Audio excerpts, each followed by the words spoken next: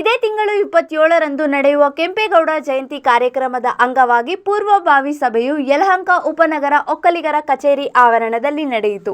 ಕೆಂಪೇಗೌಡರ ಜಯಂತಿಯನ್ನು ಎಲ್ಲ ಧರ್ಮದವರು ಸೇರಿ ಆಚರಿಸಬೇಕು ಎಂಬುದಕ್ಕೆ ಪಕ್ಷ, ಧರ್ಮ, ಜಾತಿ ಇವೆಲ್ಲದಕ್ಕೂ ಮೀರಿದ್ದು ಕೆಂಪೇಗೌಡರ ಜಯಂತಿಯನ್ನು ಇಂದು ನಡೆದ ಪೂರ್ವಭಾವಿ ಸಭೆಯಲ್ಲಿ ಎಲ್ಲರ ಋಣಾತ್ಮಕ ಅಭಿಪ್ರಾಯದಿಂದ ಜೂನ್ 27ರಂದು ಯಲಹಂಕ ಓಲ್ಡ್ ಟೌನ್ನಲ್ಲಿನ ನಾಡಪ್ರಭು ಕೆಂಪೇಗೌಡರ ಪ್ರತಿಮೆಯಿಂದ ಪ್ರಾರಂಭಗೊಂಡು ಯಲಹಂಕ ನ್ಯೂ ಟೌನ್ನಲ್ಲಿ ಅಂತ್ಯಗೊಳ್ಳುವ ಈ ಬೃಹತ್ ಕಾರ್ಯಕ್ರಮಕ್ಕೆ ಸಾವಿರಾರು ಜನರೊಂದಿಗೆ ಸರ್ವ ಬಂಧುಗಳು ಸೇರಿ ಪ್ರಭು ಕೆಂಪೇಗೌಡರಿಗೆ ನಮಿಸಿ ಅವರ ಜಯಂತಿಯನ್ನು ಆಚರಿಸಲು ನಿರ್ಧರಿಸಲಾಗಿದೆ ಎಂದು ಮುಖಂಡರುಗಳು ತಿಳಿಸಿದರು. ಈ ಪೂರ್ವಭಾವಿ ಸಭೆಯಲ್ಲಿ ಚಿಕ್ಕಬಳ್ಳಾಪುರ ಲೋಕಸಭಾ ಸದಸ್ಯರಾದ ಡಾಕ್ಟರ್ ಕೆ ಸುಧಾಕರ್, ಒಕ್ಕಲಿಗರ ಸಂಘದ ಅಧ್ಯಕ್ಷರಾದ ಅಂಟೆಗಾನಹಳ್ಳಿ ಕೃಷ್ಣಪ್ಪ, ಯಲಹಂಕ ಕಾಂಗ್ರೆಸ್ ಮುಖಂಡರಾದ ಕೇಶವರಾಜಣ್ಣ, ಮಾಜಿ ವಿಧಾನಸಭಾ ಪರಿಷತ್ ಸದಸ್ಯರಾದ ಇ ಕೃಷ್ಣಪ್ಪ, ಬಮೂಲ್ ನಿರ್ದೇಶಕರಾದ ಕಡತನಮಲೆ ಸತೀಶ್, ಹೆಸರುಘಟ್ಟ ಬ್ಲಾಕ್ ಕಾಂಗ್ರೆಸ್ ಅಧ್ಯಕ್ಷರಾದ ಅದ್ದೆ ಮಂಜುನಾಥ್, ಕಾಂಗ್ರೆಸ್ ಮುಖಂಡರಾದ ಚಂದ್ರಪ್ಪ, ವಡೇರಹಳ್ಳಿ ಜಯರಾಮ್, ಗ್ಯಾರಂಟಿ ಯೋಜನೆಗಳ ಬೆಂಗಳೂರು ಜಿಲ್ಲಾಧ್ಯಕ್ಷರಾದ ಲಾವಣ್ಯ ನರಸಿಂಹಮೂರ್ತಿ, ದಾಸನಪುರ ಹೋಬಳಿ ಕಾಂಗ್ರೆಸ್ ಮುಖಂಡರಾದ ಲಕ್ಷ್ಮಣಮೂರ್ತಿ, ಜೆಡಿಎಸ್ ಅಧ್ಯಕ್ಷರಾದ ಕೃಷ್ಣಪ್ಪ, ಬಿಜೆಪಿ ಮುಖಂಡರಾದ ಬಿ ಹನುಮಯ್ಯ ಸೇರಿದಂತೆ ಒಕ್ಕಲಿಗ ಸಮುದಾಯದ ಮುಖಂಡರುಗಳು ಭಾಗವಹಿಸಿದರು. ಜಾತ್ಯತೀತವಾಗಿ ಆಚರಣೆ ಮಾಡಬೇಕು ಅನ್ನುವಂಥ ಆಲೋಚನೆ ಇವತ್ತು ಉತ್ತರ ಯಲಹಂಕ ತಾಲೂಕಿನ ಒಕ್ಕಲಿಗ ಸಂಘಕ್ಕೆ ಬಂದಿರುವಂಥದ್ದು, ನಮ್ಮ ಮಾನ್ಯ ಅಧ್ಯಕ್ಷರು ಕೃಷ್ಣಪ್ಪಣ್ಣವರಿಗೆ ಬಂದಿರುವಂಥದ್ದು. ಅವರಿಗೆ ನಾನು ಹೃದಯಪೂರ್ವಕವಾಗಿರ್ತಕ್ಕಂಥ ಕೃತಜ್ಞತೆಯನ್ನು, ಅಭಿನಂದನೆಯನ್ನು ಸಲ್ಲಿಸ್ತೇನೆ. ಅಧ್ಯಕ್ಷರು ನನಗೆ ಪತ್ರವನ್ನು ಬರೆದಿದ್ರು, ಈ ಪೂರ್ವಭಾವಿ ಸಭೆಗೆ ತಾವು ಬರಬೇಕು ಅಂತೇಳಿ. ನಾವು ಮತ್ತೆ ಫೋನ್ನಲ್ಲಿ ಕೂಡ ಮಾತನಾಡಿದ್ದೇವೆ. ಬಹಳ ಸಂತೋಷ, ನಿಮಗೆ ಕೃತಜ್ಞತೆಯನ್ನು ಸಲ್ಲಿಸ್ತೀನಿ. ಪೂರ್ವಭಾವಿ ಸಭೆಯಲ್ಲಿ ನನ್ನನ್ನು ಕೂಡ ನಿಮ್ಮ ಜೊತೆಯಲ್ಲಿ ಇವತ್ತು ಈ ಕಾರ್ಯಕ್ರಮಕ್ಕೆ ಆಹ್ವಾನ ಮಾಡಿದ್ದೀರಿ. ನಾವು ನಮ್ಮ ಜಿಲ್ಲೆಗಳಲ್ಲಿ ಪ್ರತಿ ವರ್ಷ ಕೂಡ ಬಹಳ ಅರ್ಥಪೂರ್ಣವಾಗಿ ವಿಜೃಂಭಣೆಯಿಂದ ಮಾಡ್ತೀವಿ.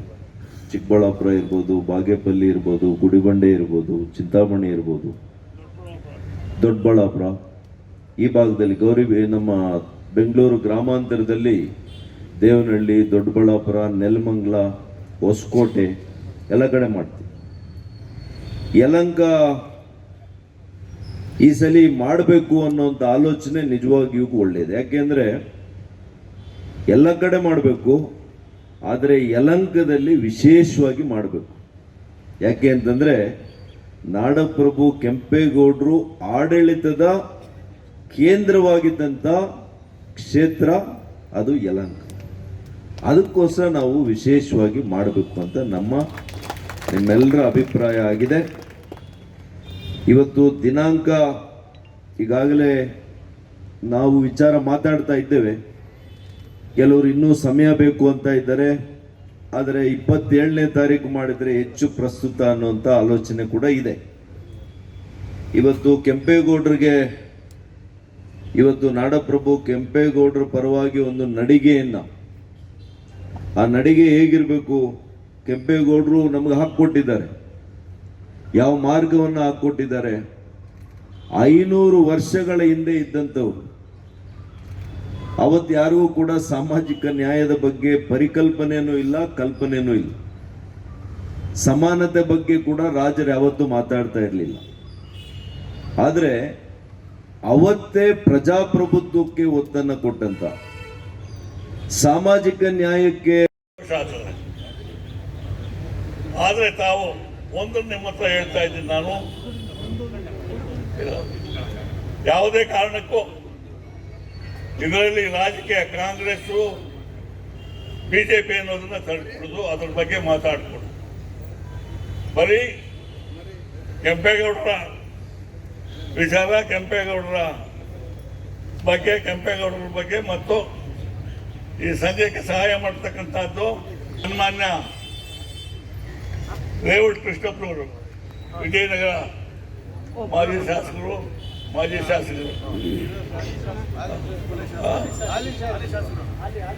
ಹಾಲಿ ಶಾಸಕರು, ಮಾಜಿ ಸಚಿವ. ಯಲಹಂಕದಿಂದ ಪ್ರಾರಂಭ ಮಾಡಿ ಬೆಂಗಳೂರು ನಿರ್ಮಾಣ ಮಾಡಿದ್ರು. ವಿಜಯನಗರದ ಸಾಮಂತರಾಗಿದ್ರು. ಇವತ್ತು ವಿಶ್ವವಿಖ್ಯಾತವನ್ನ ಗಳಿಸ್ಲಿಕ್ಕೆ ನಾಡಪ್ರಭು ಕೆಂಪೇಗೌಡರು ಅಂತೇಳಿ ಅನೇಕ ಇತಿಹಾಸ ತಜ್ಞರು ಕೂಡ ಹೇಳ್ತಾರೆ, ಮಾತಾಡ್ತಾರೆ. ಕೆಂಪೇಗೌಡರ ಜಯಂತಿಯನ್ನ ಬರೀ ಯಲಹಂಕದಲ್ಲ, ಬೆಂಗಳೂರಲ್ಲ, ಇಡೀ ಕರ್ನಾಟಕ ರಾಜ್ಯದಲ್ಲ, ಇಡೀ ದೇಶದಲ್ಲ, ದೇಶ ವಿದೇಶಗಳಲ್ಲೂ ಕೂಡ ಕೆಂಪೇಗೌಡರ ಜಯಂತಿಯನ್ನ ಆಚರಣೆಯನ್ನ ಮಾಡ್ತಿರ್ತಕ್ಕಂಥದ್ದು ನಾವೆಲ್ಲ ನೋಡ್ತಾ ಇದ್ದೀವಿ. ಬರೀ ಒಕ್ಕಲಿಗ ಸಮುದಾಯ ಆಚರಣೆ ಮಾಡ್ತಾ ಇಲ್ಲ. ಕೆಂಪೇಗೌಡರು ನಗರವನ್ನ ಕಟ್ಟಬೇಕಾದ್ರೆ ಬರೀ ನಮ್ಮ ಸಮುದಾಯಕ್ಕೆ ಸೀಮಿತವಾಗಿರಲಿಲ್ಲ. ಅವರು 62 ವಿವಿಧ ಪೇಟೆಗಳನ್ನ ಕಟ್ಟಿ 62 ಸಮುದಾಯಗಳನ್ನ, ವಿವಿಧ ಸಮುದಾಯಗಳನ್ನ ಸಮಾನವಾಗಿ ಬದುಕಬೇಕು ಅಂತೇಳಿ ತೋರಿಸಿಕೊಟ್ಟಂತವ್ರು. ನವ ಸಮಾಜ ಹೆಂಗಿರ್ಬೇಕು, ಎಲ್ಲರೂ ಕೂಡ ಸಮಾನವಾಗಿ ಹೆಂಗ್ ಬದುಕಬೇಕು ಅಂತೇಳಿ 106 ಕೆರೆಕಟ್ಟೆಗಳನ್ನ ಕಟ್ಟಿದಂತವ್ರು. ಅಂತ ಮಹಾನ್ ಚೇತನ ನೆನ್ಸ್ಕೊಳ್ತಕ್ಕಂಥದ್ದು ನಮ್ಮೆಲ್ಲರ ಆದ್ಯ ಕರ್ತವ್ಯ. ಕೆಲವರು ಮಾತಾಡ್ಬೋದು, ಮಾತಾಡಿದ್ರೆ ಏನಾಗೋದಿಲ್ಲ. ಈ ಜಾಗವನ್ನು ಯಾವ ಥರ ಪಡೆದ್ವಿ ಅಂತೇಳಿ ಕೃಷ್ಣಪ್ಪನವರು, ದಾನೇಗೌಡರು ಸಾಕಷ್ಟು ಜನ ಹೇಳಿ ಮಾತಾಡಿದ್ದಾರೆ. ನಮಗೆ ಒಂಥರ ಈ ವೇದಿಕೆಯಲ್ಲಿ ಮಾತನಾಡೋಷ್ಟು ಅರ್ಹತೆ ಇಲ್ಲ ಅಂತ ನಮಗಾದ್ರೂ ಅನ್ನಿಸ್ತದೆ. ಯಾಕೆಂದರೆ ಕೃಷ್ಣಪ್ಪನವರು ಈ ವಯಸ್ಸಿನಲ್ಲೂ ಏನು ಈ ಒಕ್ಕಲಿಗರ ಸಂಘವನ್ನು ಕಟ್ಟಿ ಕೆಂಪೇಗೌಡರ ಜಯಂತ್ಯೋತ್ಸವ ಮಾಡಬೇಕು ಅನ್ನೋ ಒಂದು ಛಲ ಇದೆ. ನಾವೆಲ್ಲ ಪ್ರಶ್ನೆ ಮಾಡ್ಕೊಳ್ಳೋಣ. ಇವತ್ತೇನೋ ಎಲ್ಲ ಬಂದಿದ್ದೀವಿ, ಕೆಂಪೇಗೌಡ ಜಯಂತಿಯನ್ನು ಮಾಡಬೇಕು ಅಂತ ಹೇಳಿ ನಾವೆಲ್ಲ ಒಗ್ಗಟ್ಟಾಗ್ಸಿದ್ದೀವಿ. ನಮ್ಮಲ್ಲಿ ಒಗ್ಗಟ್ಟು ಸಾಲದು. ಈಗಾಗಲೇ ಕೃಷ್ಣಪ್ಪನವ್ರು ಹೇಳಿದರು, ಪಕ್ಷಭೇದ ಮಾಡ್ತು. ಪಕ್ಷಗಳು ಚುನಾವಣೆಗೆ ಸೀಮಿತವಾಗಿಟ್ಟು ಜನಾಂಗದ ಬೆಳವಣಿಗೆಗೆ ಆಲೋಚನೆ ಮಾಡೋದೇ ಆದರೆ ಕೆಂಪೇಗೌಡರ ಆಲೋಚನೆ ಥರ ಬೆಂಗಳೂರಿನಲ್ಲಿ ಕಟ್ಟಿದಂಥ ಚಿಕ್ಕಪೇಟೆ, ಕಾಟನ್ಪೇಟೆ, ನಗರಪೇಟೆ, ಬಳೆಪೇಟೆ, ಕುಂಬಾರಪೇಟೆ ಅಂತ ಏನು ಮಾಡಿದ್ರು, ಈ ಸರ್ವ ಜನರ ಒಂದು ಆಶಯ ಕೆಂಪೇಗೌಡರಲ್ಲಿತ್ತು. ನಮ್ಮಲ್ಲಿ ಇಲ್ಲಿರೋರು ಅದೇ ಇದೆ, ಆದರೆ ಒಗ್ಗಟ್ಟಿನ ಕೊರತೆ ತುಂಬ ಇದೆ. ಆದ್ದರಿಂದ ಮುಂದಿನ ದಿವಸಗಳಲ್ಲಿ ಕೃಷ್ಣಪ್ಪನವರ ನೇತೃತ್ವದಲ್ಲಿ ಏನೇ ಮಾಡೋಕ್ಕೆ ಹೋದರೂ ತಾವು ಕರೆದಾಗ ನನ್ನ ಲೆಕ್ಕದಲ್ಲಿ ಯಲಹಂಕ ಮತ್ತು ಬೇಟಾಪುರ ಕ್ಷೇತ್ರದಲ್ಲಿ ಸುಮಾರು 2 ಲಕ್ಷಕ್ಕೂ ಮೀರಿ ಒಕ್ಕಲಿಗರಿದ್ದಾರೆ. 1% ಬಂದರೂ 2000 ಜನ ಬರಬೇಕಾಗಿತ್ತು. ಇದು ಮೊದಲನೇ ಪೀಳಿಗೆ ಆದ್ದರಿಂದ ಇವತ್ತು ಸಮರ್ಸ್ಕೊಳ್ಳೋಣ. ಮುಂದಿನ ದಿವಸಗಳಲ್ಲಿ ಏನಾದರೂ ಕೃಷ್ಣಪ್ಪನವರು ಕರೆ ಕೊಟ್ಟರೆ ನಾವು ಒಂದು ಮತ್ತು ಇಲ್ಲಿ ಯಾವುದೇ ಆದಂಥ ರಾಜಕೀಯನ ಬೆರೆಸಬಾರ್ದು. ಇದು ಚುನಾವಣೆ ಸಮಯ ಅಲ್ಲ.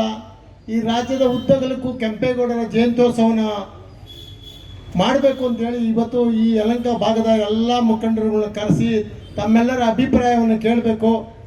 ಈ ನಾಡಪ್ರಭು ಕೆಂಪೇಗೌಡರು ಬರೀ ಬೆಂಗಳೂರು ಕಟ್ಟಿದ್ದೇ ಅಲ್ಲ, ಬೆಂಗಳೂರಿಂದ ಹೊರ ಸುಮಾರು 60-70 ಕಿಲೋಮೀಟರ್ ಇವತ್ತು ದೇವನಹಳ್ಳಿ, ಚಿಕ್ಕಬಳ್ಳಾಪುರದವರೆಗೂ ಹೋಗಿದೆ. ಈ ಕಡೆ ಹೊಸಕೋಟೆ, ಕೋಲಾರದವರೆಗೂ ಹೋಗಿದೆ. ಆ ಕಡೆ ನಮ್ಮ ಹೊಸಪೇಟೆವರೆಗೂ ಹೋಗಿದೆ. ಈ ಕಡೆ ತುಮಕೂರು, ಏನು ಅನೇಕ ಭಾಗದಲ್ಲಿ ಇವತ್ತು ಡೆವಲಪ್ಮೆಂಟ್ ಆಗಿದೆ, ಇವತ್ತು ಅಭಿವೃದ್ಧಿ ಆಗಿದೆ. ಅದಕ್ಕೆ ಕಾರಣಕರ್ತರಾದಂಥ ಕೆಂಪೇಗೌಡ ಅವರು. ಆದರೆ ನಾವೆಲ್ಲ ತಿಳ್ಕೊಂಡಿದ್ದೀವಿ, ಬರೀ ಯಲಹಂಕದಲ್ಲಿ ಮಾತ್ರ ಕೆಂಪೇಗೌಡರು ಆಚರಣೆ ಮಾಡೋರು ಇದ್ದೀವಿ ಅಂತ ಏನೂ ಇಲ್ಲ.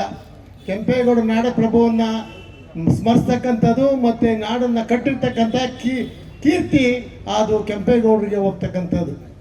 ಯಾರೂ ನಿರೀಕ್ಷೆ ಮಾಡಿರಲಿಲ್ಲ ನಾವು ಈ ಕೆಂಪೇಗೌಡರು ಸ್ಟ್ಯಾಚ್ಯೂನ ಬರೀ ಇಲ್ಲಿ ನಮ್ಮ ನ್ಯೂ ಟೌನ್ನಲ್ಲಿ, ಓಲ್ಡ್ ಟೌನ್ನಲ್ಲಿ ಪ್ರತಿಷ್ಠಾಪನೆ ಮಾಡಿದ್ದೀವಿ ಅಂತ.